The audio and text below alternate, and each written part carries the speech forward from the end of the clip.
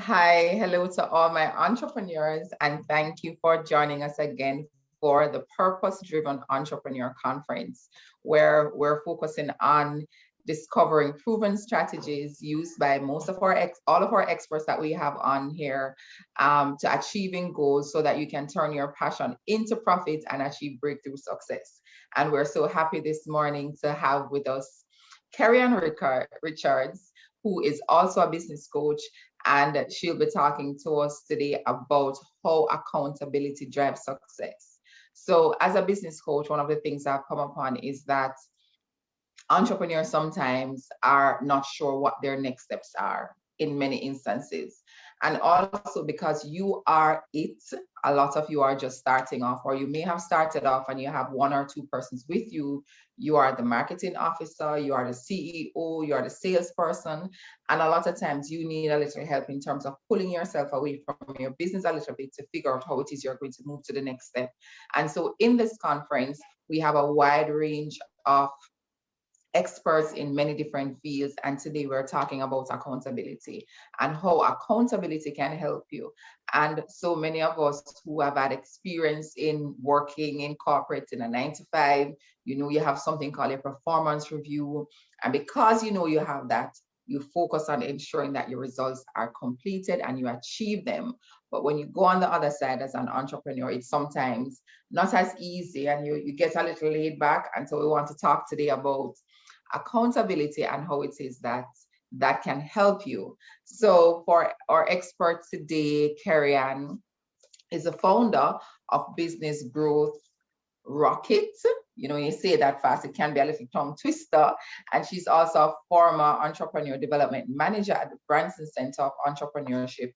And one of the things that I know about Branson Center is that it has really helped a lot of entrepreneurs to just grow themselves. So Kerri comes to us with a lot of experience. She has coached over 600 entrepreneurs, corporate trainer for companies in the Caribbean and in the UK. And, she's a freelancer as well.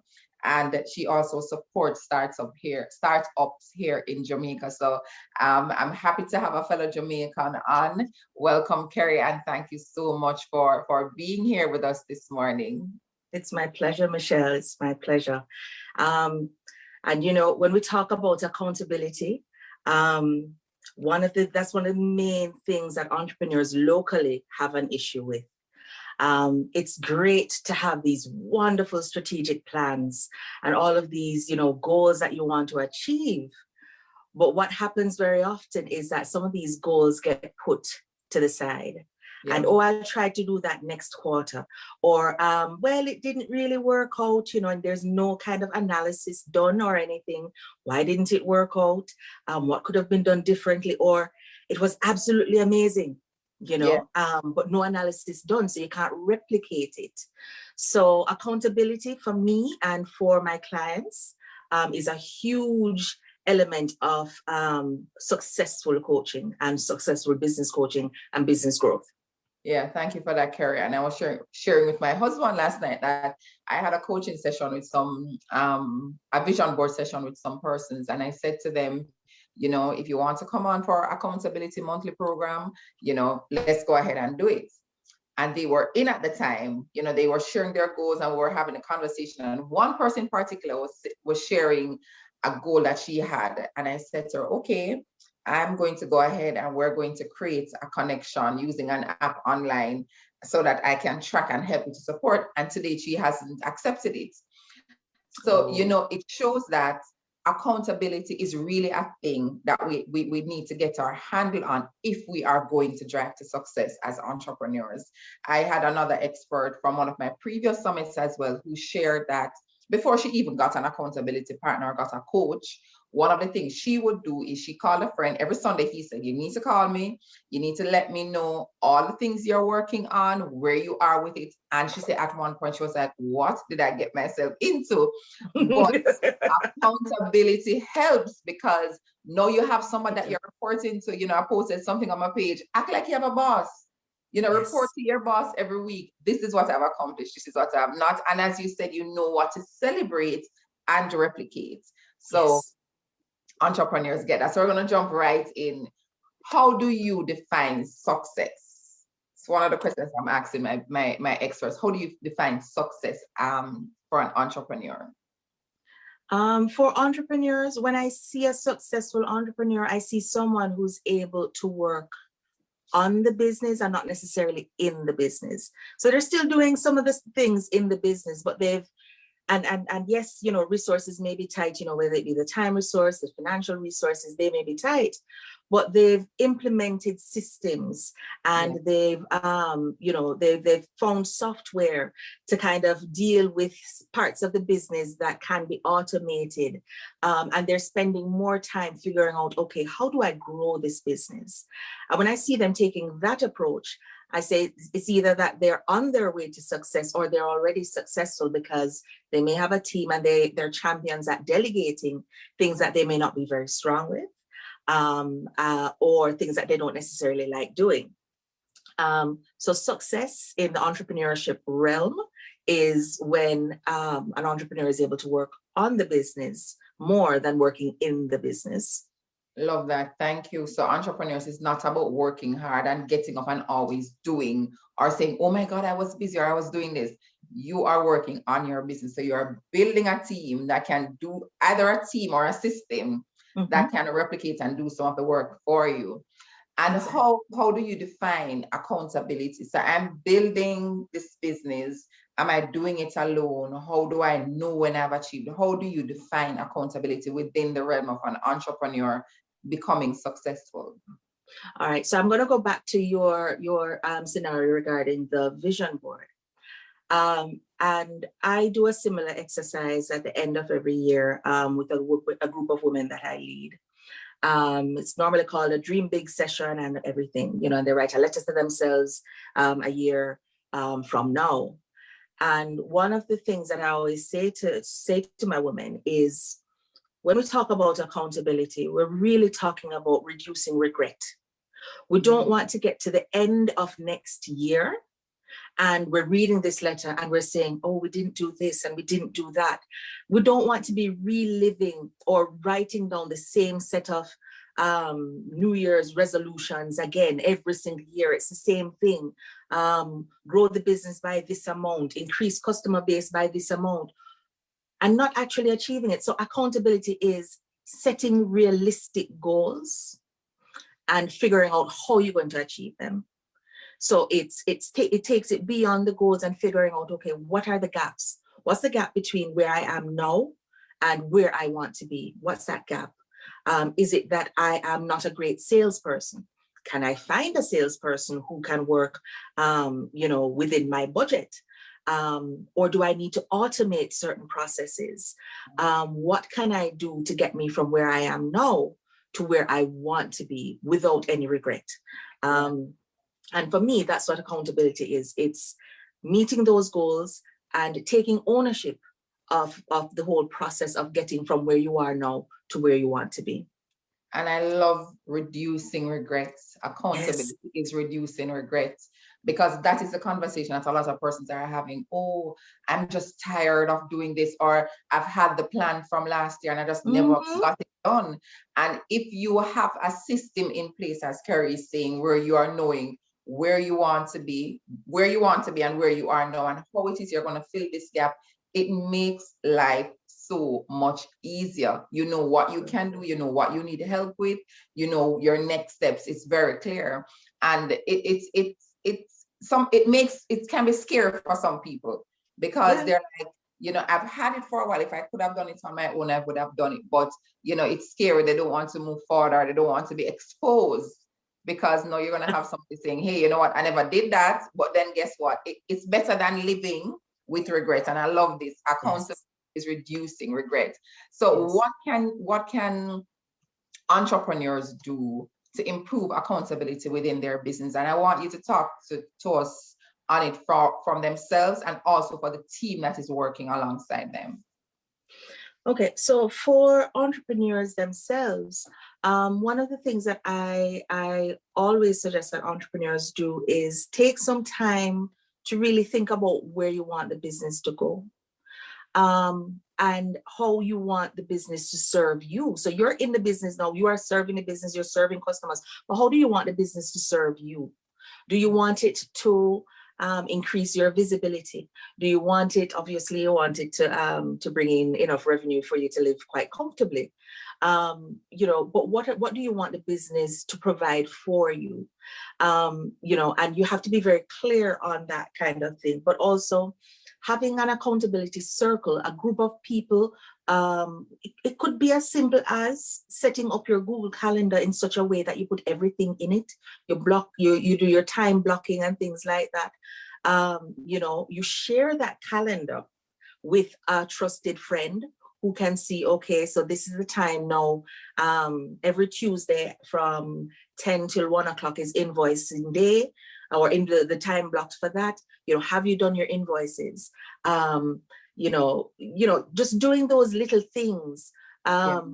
If you're able to find a mentor, someone who has been in business for a while, fairly successful, or someone who is, they may not have been in business, but someone who can at least say to you, okay, this is something like, I'm a mentor for a number of tech startups.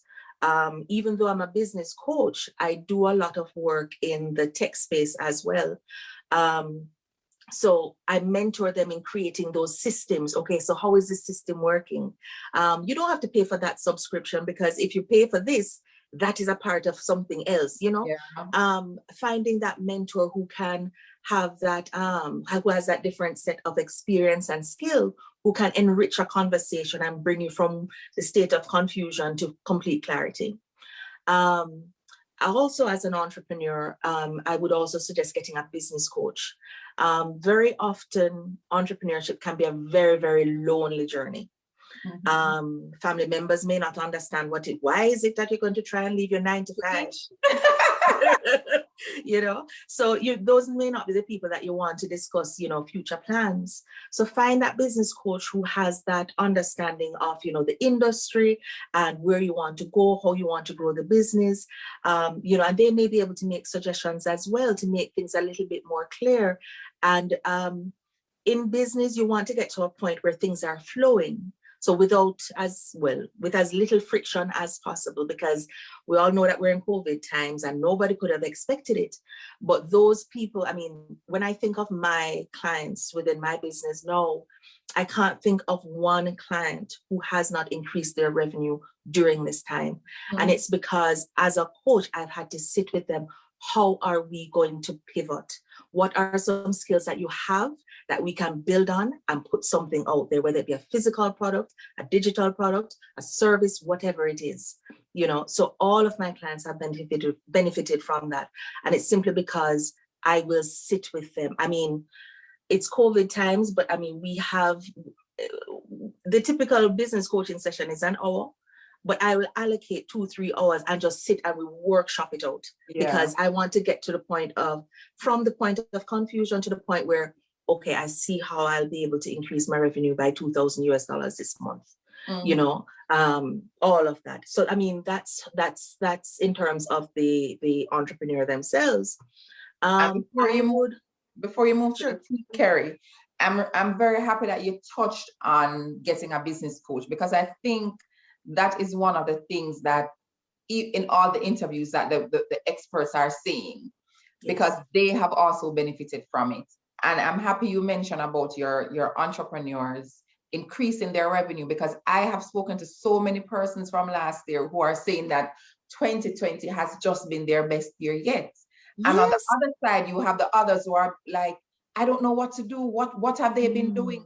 Get yourself a coach, you know? Because your coach is somebody who is outside your business and thinking about things a little differently. You are in it. So it's almost like you're in the muddy puddle and you can't seem to get your way out. And your coach is on the outside and saying to you, walk over there.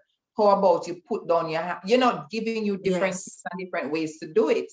And, you know, I really am passionate about persons understanding that the same way you get a coach. If you have a talent, you can swim. You want to swim overseas, you get a coach. You go to the gym, you get a gym coach. You can run, you get a coach.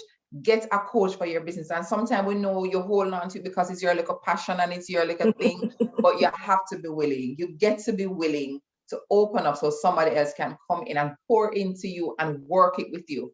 Get you outside of your head, work with you and give you some pointers. So that is something I really want to drive home for entrepreneurs who are on. Yes, I totally agree. I think entrepreneurs who try to do it all by themselves are stifling the baby. So if the business is your baby, you're stifling the baby. Allow the baby to grow.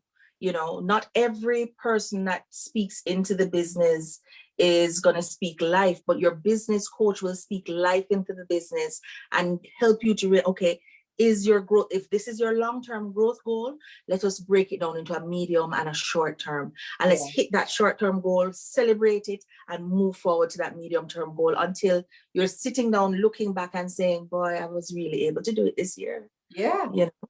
Yeah. But in terms of for their teams, as an entrepreneur, I think it is very important to be very clear about your vision and your mission. We always talk about vision and mission and all of those things. But if your team members can't understand where you want to get to, then it's a problem. Mm-hmm. If your company culture is one that is very laid back, you know, and now we're in work from home situations. But if each team member has or understands that they own a part of the success of the business, then working from home means nothing. It doesn't matter where they work. It could be working from under a tree on the beach in Negril. Yeah. The beach don't matter because they have the work that needs to be done and they're getting it done because they know that they'll have that sense of satisfaction knowing that they own this specific outcome and they're doing everything that they can in order to meet that goal, whatever the goal may be. And they feel empowered as well, enough to speak up and say, okay, we've allocated 10 hours to this specific task. However, here are the reasons why we need to allocate 15 hours to it, you know, so they're able to speak up more, they're more empowered, they feel a sense of ownership. So when it gets to the end of, you know, whatever reporting quarter it is, they can confidently say, I did everything that I needed to do in order to meet this goal. Yeah. You know, and of course they'd be involved in creating the goals, you know, so, you know, including the team in all of that is very, very important. But you have to have that strategic oversight as the entrepreneur to be able to then incorporate the team. And I think as long as you have a team that has ownership of some of the goals and understand where they fit in, you know, so what are some of the dependencies as well? If I don't do this, does it throw off the videography team? You know, so they have an understanding of where they fit into all of it. I think that's very important in terms of accountability and as well as, you know, achieving that flow, you know, that is required for growth. Yeah, and so what I'm hearing you saying is the inclusion is important in accountability for your team. Yes. And if you think about it, just being a human being, when you're included in something, it makes a difference for you. You know, you buy into it, you own it, and you can run with it. So it makes a big difference. You don't want to just be told what to do, you know, because then when you have stuff to do, you can easily just call somebody and, you know, get them on board. So I love that. And there was another thing you mentioned that I want to just highlight.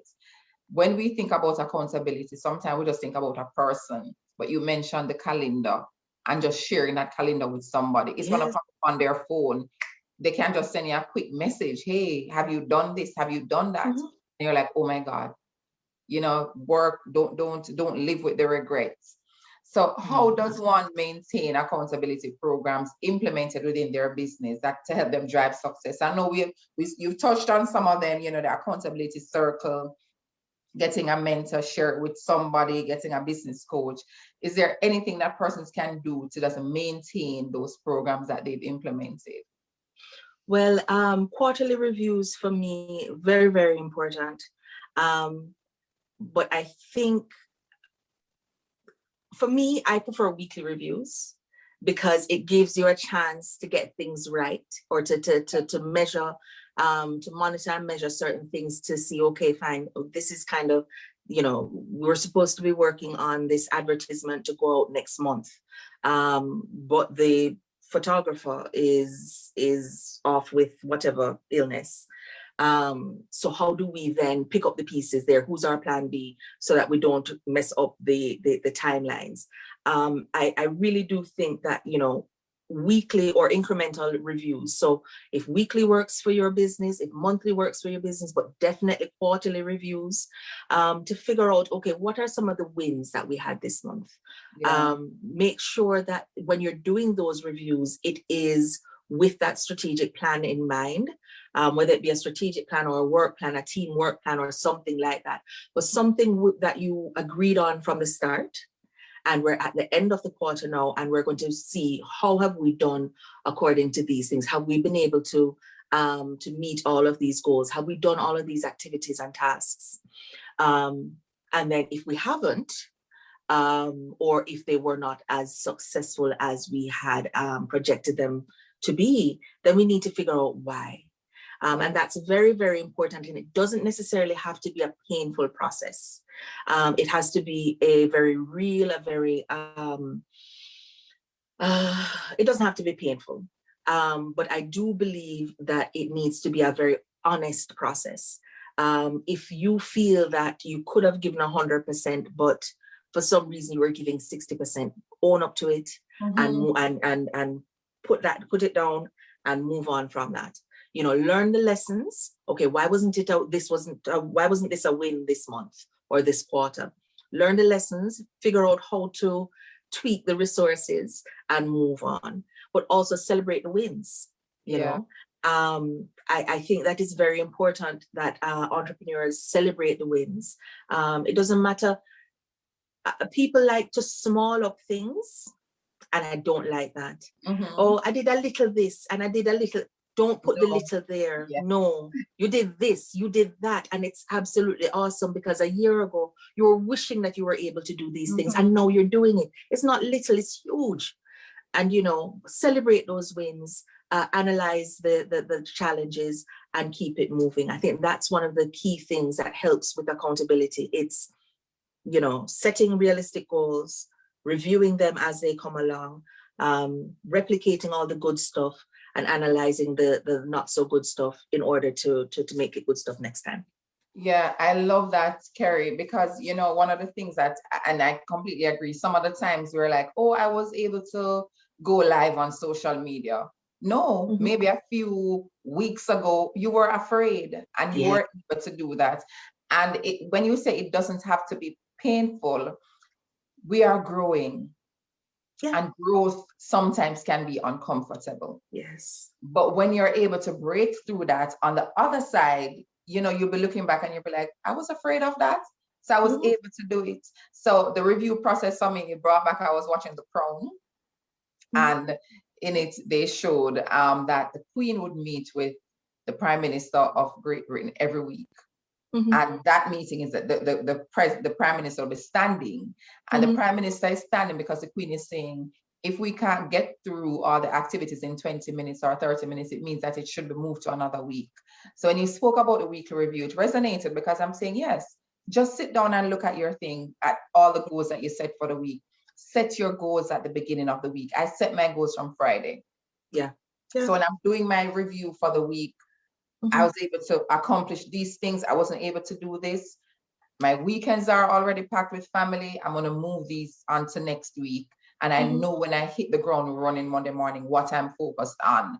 And then I can say, sometimes you're not realistic with your goals either. So, sometimes you think that you didn't accomplish it, but really and truly, I wasn't realistic. This goal, I have to give something up if I'm going to achieve this goal. And if I'm not willing, then I move something over. So when Kerri-Ann is saying it doesn't have to be painful, it doesn't have to be painful. Exactly. And the more you do it, the smoother things become, and you develop your own rhythm, and you know what works for you and what doesn't, and what you need to change. So absolutely love that. And one other question I'm asking all my entrepreneurs, as an entrepreneur, what is the most important question that they should ask themselves? I don't gamble. But if I was to win the lottery tomorrow, would I still be doing what I'm doing now? And I would, without a shadow of a doubt. I had a bad car accident in 2013, and I was supposed to be on bed rest. And I'm in my bed, and I'm calling up my entrepreneurs. And like, how you doing? They're like, but Kerri, aren't you supposed to be, in bed resting? I'm like, yeah, but I can't rest until I know that you've completed. Have you finished your financials? Have you done this? Because these things are in my mind. So I realized that even if I had no financial cares in the world, and everything else was taken care of, and I could live on the beach for the rest of my life, I would still be on the phone with the entrepreneurs, or have the entrepreneurs right with me. How you doing? What's happening? Let's get this done. Yeah. You'll be calling them from the beach. You'll be sipping some pina colada, but you're still calling them. Still calling them and still checking in on them, of course. Awesome. So entrepreneurs, you hear that, ask yourself that question. If you were to win the lotto, or if you were supposed to come into some inheritance, would you still be doing what you are doing? Because one of the things you want to think about is, why are you doing this? Yes. And the more you connect with your whys, the more you realize it's not just about the money. I'm a part of a group, and the more you listen to entrepreneurs who have made it financially, they are now scaling back. I had some entrepreneurs, they're like, I've made it, so I don't even want to exist there. I just want to give back. That's where they are. So you want to make sure that you're growing and you're giving at the same time, so that you don't reach the top and you look down and you're like, I'm empty up here. You still want to be filled up. You still want to be filled up. So remember, keep thinking about your why and keep connecting with that why, so it serves you. Thank you so much, Kerri-Ann. This has really been, I got a lot of nuggets. I hope you guys are right. I hope you guys are right. Don't want her to leave without sharing, a little about what she does and what she has to offer. Anything that she shares, the link is going to be right below the video. Go ahead and click and check her out and look at what she's offering, so you can also benefit and reduce regret by being accountable. So over to you, Kerri-Ann. Awesome. All right. So we're talking about accountability. And one of the things that I created, or a product that I created, and it's a free product, is I want entrepreneurs to be able to get a taste of coaching with Kerri. My clients on a Monday morning, they get a screenshot of their accountability deck. So I created an accountability deck for every one of my entrepreneurs, and they get a screenshot of that, what's up for this week and all of that.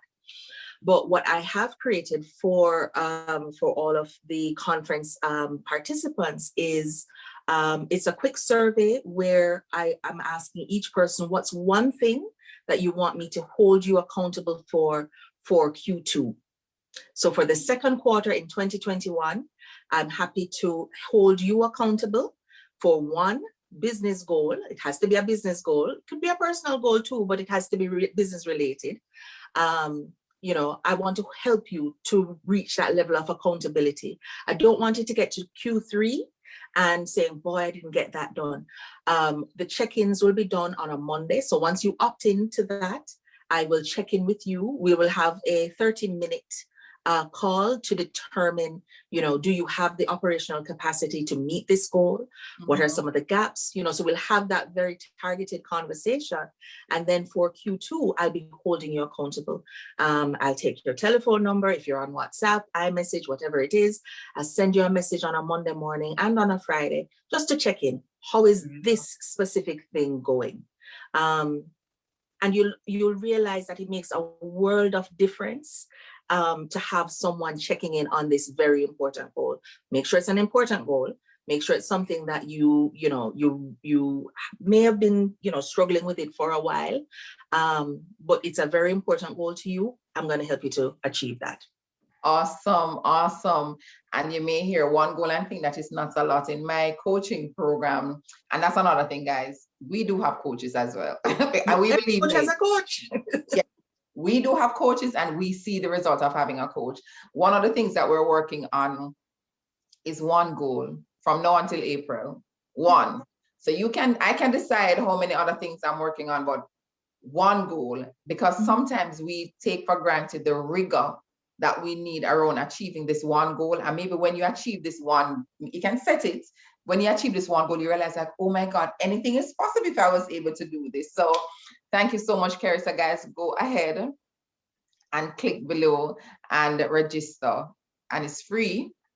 So you can get accountable Fridays and Mondays. And most importantly, Kerri-Ann is going to help you to make sure that you have capacity and you're able to, because we don't want to set you up to fail and then you feel devastated after.